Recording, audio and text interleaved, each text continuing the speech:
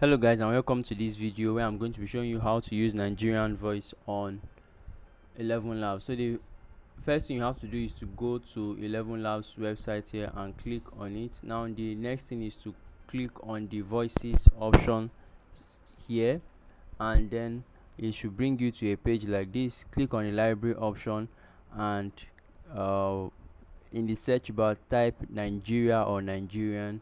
This would bring you a list of um, country of names and voices of Nigerian people. So this brings you, so all you have to do from here is just to click or sample each voice to get the one that would be perfect for your project.